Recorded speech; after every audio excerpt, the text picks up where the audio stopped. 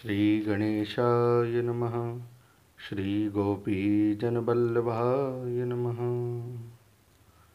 राधाभक्तिर्हरिर्ज्ञानं ताभ्यं या च समन्वित तां श्रीभागवतीं गाथां वन्दे युगलरूपिणीम्। ॐ नमो भगवते वासुदेवाय। श्रीमद्भागवत महात्म्यम। कृष्णं नारायणं वन्दे कृष्णं वन्दे व्रजप्रियं कृष्णं द्वैपायनं वन्दे कृष्णं वन्दे प्रथासुतम्।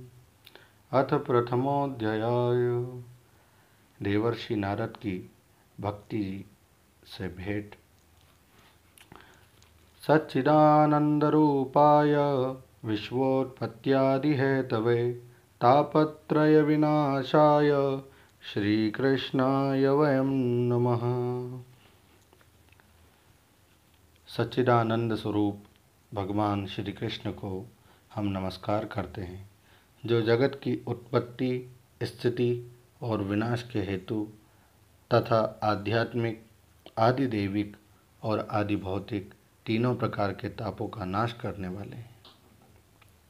जिस समय श्री सुखदेव जी का यज्ञोपवीत संस्कार भी नहीं हुआ था तथा लौकिक वैदिक कर्मों के अनुष्ठान का अवसर भी नहीं आया था, तभी उन्हें अकेले ही संन्यास लेने के लिए घर से जाते देखकर उनके पिता व्यास जी विरह से कातर होकर पुकारने लगे, बेटा बेटा, तुम कहाँ जा रहे हो? उस समय वृक्षों ने तन्मय होने के कारण श्री सुखदेव जी की ओर से उत्तर दिया था, ऐसे सर्वभूत हृदय स्वरूप श्री सुखदेव मुनि को मैं नमस्कार करता हूँ। एक बार भगवत कथामृत का रसास्वादन करने में कुशल मुनिवर शौनक जी ने नैमिषारण्य क्षेत्र में विराजमान महामती सूत जी को नमस्कार करके उनसे पूछा।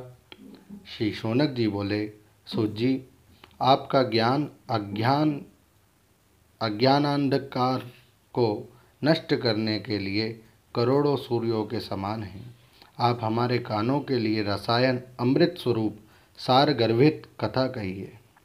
भक्ति, ज्ञान और वैराग्य से प्राप्त होने वाले महान विवेक की वृद्धि किस प्रकार होती है तथा वैष्णव लोग किस तरह इस माया मोह से अपना पीछा छुड़ाते हैं। इस घोर कली काल में जीव प्रायः आसुरी स्वभाव के हो गए हैं। विविध क्लेशों से आक्रांत इन जीवों को शुद्ध देवी शक्ति संपन्न बनाने का सर्वश्रेष्ठ उपाय क्या है? सूत जी, आप हमें कोई ऐसा शाश्वत साधन बताइए जो सबसे अधिक कल्याणकारी तथा पवित्र करने वालों में भी पवित्र हो तथा जो भगवान श्री कृष्ण की प्राप्ति करा दे। चिंतामणि केवल लौकिक सुख दे सकती है और कल्प वृक्ष अधिक से अधिक स्वर्गीय संपत्ति दे सकता है, परंतु गुरुदेव प्रसन्न होकर भगवान का योगी दुर्लभ नित्य वैकुंठ धाम दे देते हैं। सूत जी ने कहा, शौनक जी, तुम्हारे हृदय में भगवान का प्रेम है, इसलिए मैं विचार कर तुम्हें संपूर्ण सिद्धांतों का निष्कर्म सुनाता हूँ, जो जन्म मृत्यु के भय का नाश कर देता है, जो भक्ति के प्रभाव को बढ़ाता है और भगवान श्री कृष्ण की प्रसन्नता का प्रधान कारण है।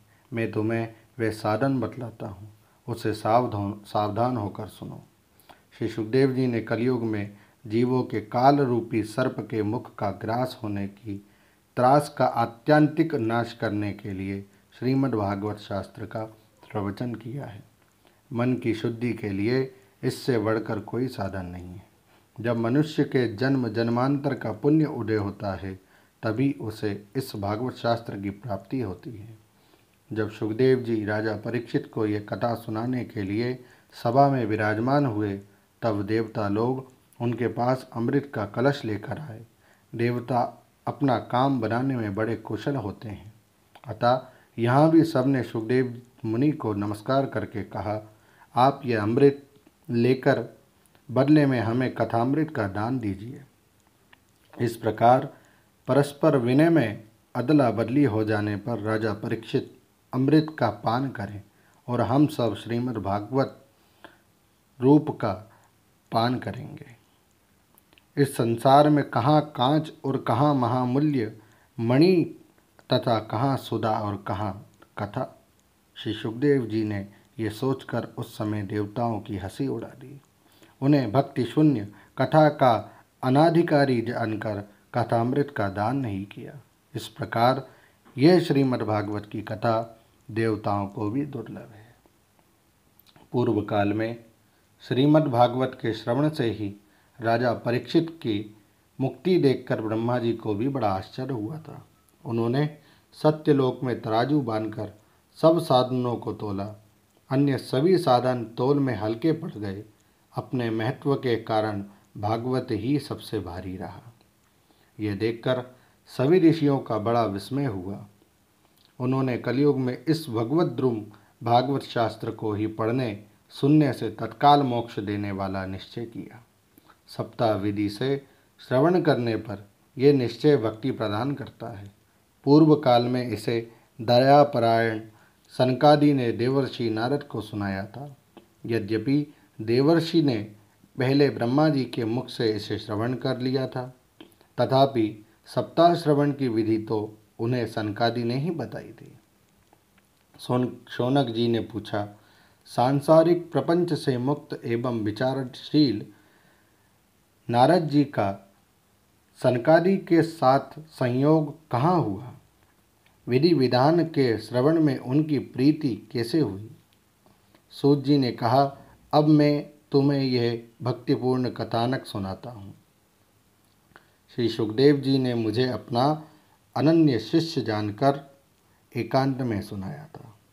एक दिन विशालापुरी में वे चारों निर्मल ऋषि सत्संग के लिए आए। वहाँ उन्होंने नारद जी को देखा। सनकादि ने पूछा, ब्राह्मण, आपका मुख उदास क्यों हो रहा है? आप चिंतातुर कैसे हैं? इतनी जल्दी जल्दी आप कहाँ जा रहे हैं और आपका आगमन कहाँ से हो रहा है? इस समय तो आपका उस पुरुष के समान व्याकुल जान पड़ते हैं जिसका सारा धन लूट गया हो। आप जैसे आसक्ति रहित पुरुषों के लिए यह उचित नहीं है। इसका कारण बताइए। नारद जी ने कहा, मैं सर्वोत्तम लोक समझकर पृथ्वी में आया था। यहाँ पुष्कर, प्रयाग, काशी, गोदावरी, नासिक, हरिद्वार, गुरुक्षेत्र, श्रीरंग और सेतुबंध आदि कई तीर्थों में मैं इधर उधर विचरता रहा, किंतु मुझे कहीं भी मन को संतोष देने वाली शांति नहीं मिली। इस समय अधर्म के सहायक कली युग ने सारी पृथ्वी को पीड़ित कर रखा है। अब यहाँ सत्य, तप, शौच, दया, दान आदि कुछ भी नहीं है। बेचारे जीव केवल अपना पेट पालने में लगे हुए हैं। वे असत्यभाषी, आलसी, मंदबुद्धि, भाग्यहीन, उपद्रवग्रस्त हो गए हैं। जो साधु संत कहे जाते हैं वे पूरे पाखंडी हो गए हैं। देखने में तो विरक्त हैं, किंतु स्त्री, धन आदि सभी का परिग्रह करते हैं। घरों में स्त्रियों का राज्य है। साले सलाहकार बने हुए हैं।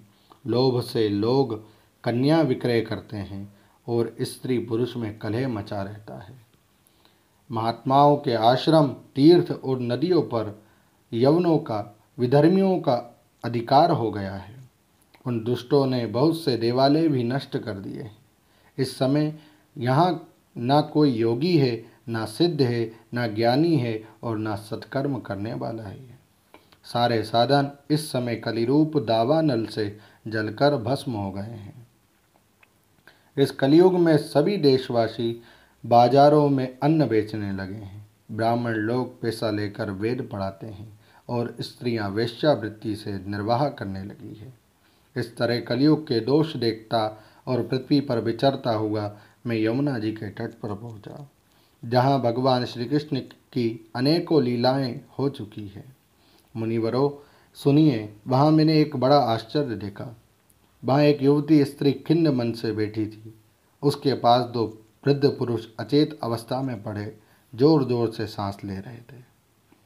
वे तरुणी उनकी सेवा करती हुई कभी उन्हें चेत कराने का प्रयत्न करती और कभी उनके आगे रोने लगती थी।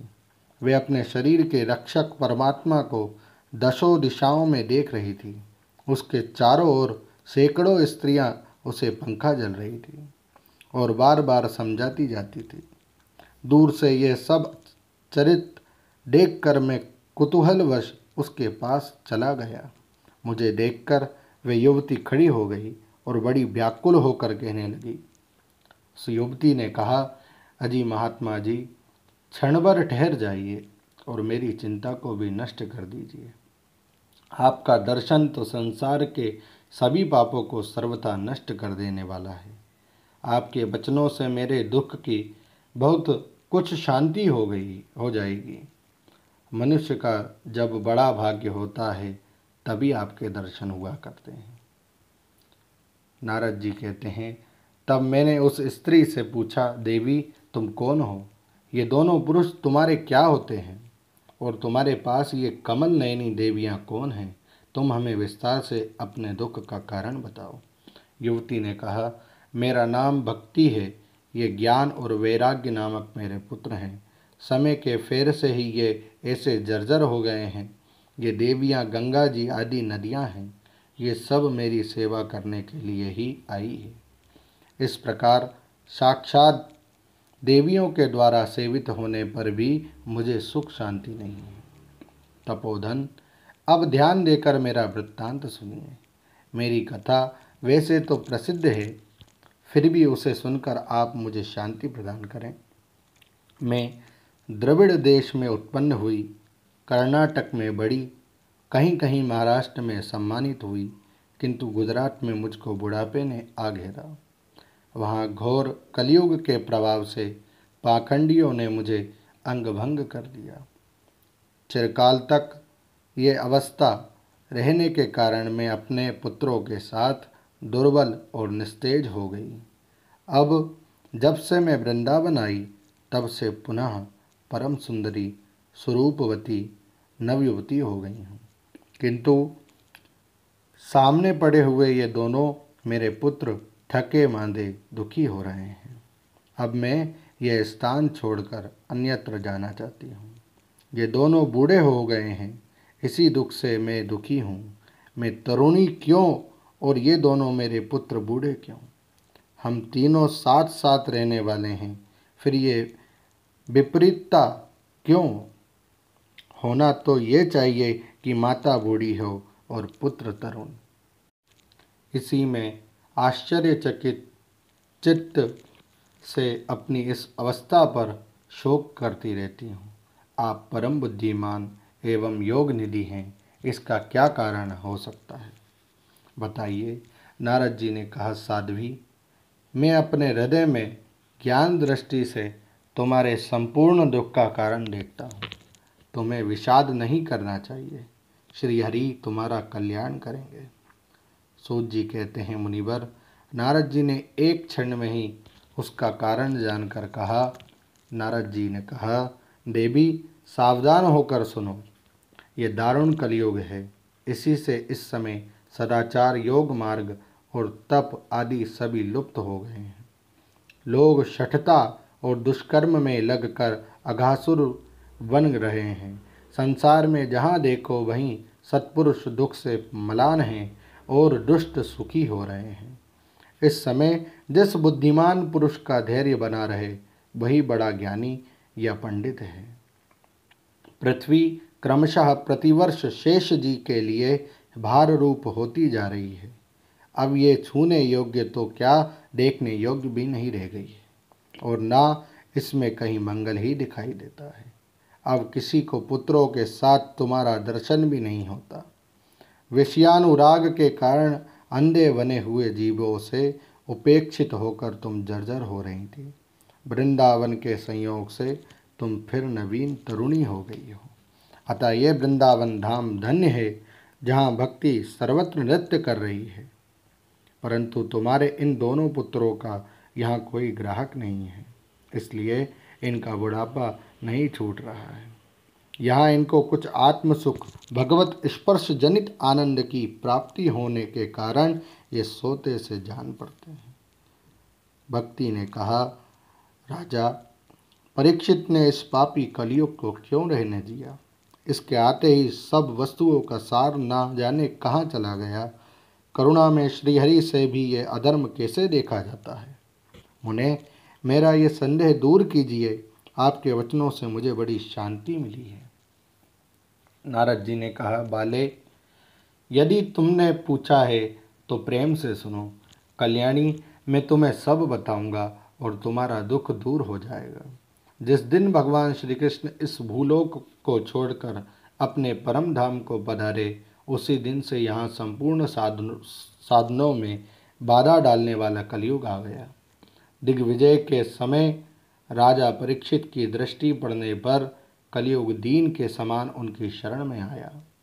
भ्रमर के समान सारग्राही राजा ने यह निश्चय किया कि इसका वध मुझे नहीं करना चाहिए, क्योंकि जो फल तपस्या, योग एवं समाधि से भी नहीं मिलता, कलयुग में वही फल श्री हरि कीर्तन से ही भली भांति मिल जाता है। इस प्रकार सारहीन होने पर भी उसे इस एक ही दृष्टि से सारयुक्त देखकर उन्होंने कलयुग में उत्पन्न होने वाले जीवों के सुख के लिए इसे रहने दिया। इस समय लोगों के कुकर्म में प्रवृत्त होने के कारण सभी वस्तुओं का सार निकल गया है और पृथ्वी के सारे पदार्थ बीजहीन भूसी के समान हो गए हैं। ब्राह्मण केवल अन्न धनादि के लोभवश घर घर एवं जन जन को भागवत की कथा सुनाने लगे हैं, इसलिए कथा का सार चला गया।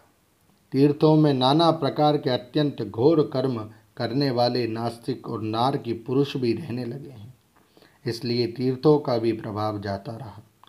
जिनका चित्त निरंतर काम, क्रोध, महान लोभ और तृष्णा से तपता रहता है, वे भी तपस्या का ढोंग करने लगे, इसलिए तप का भी सार निकल गया।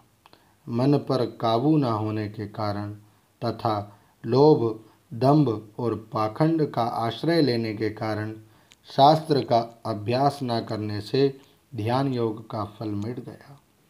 पंडितों की यह दशा है कि वे अपनी स्त्रियों के साथ पशु की तरह रमण करते हैं। उनमें संतान पैदा करने की ही कुशलता पाई गई है।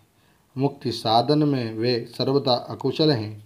संप्रदायानुसार प्राप्त हुई वैष्णवता भी कहीं देखने में नहीं आती। इस प्रकार जगह जगह सभी वस्तुओं का सार लुप्त हो गया है। ये तो इस युग का स्वभाव ही है, इसमें किसी का दोष नहीं है। इसी से पुंडरीकाक्ष भगवान बहुत समीप रहते हैं, रहते हुए भी ये सब सह रहे हैं।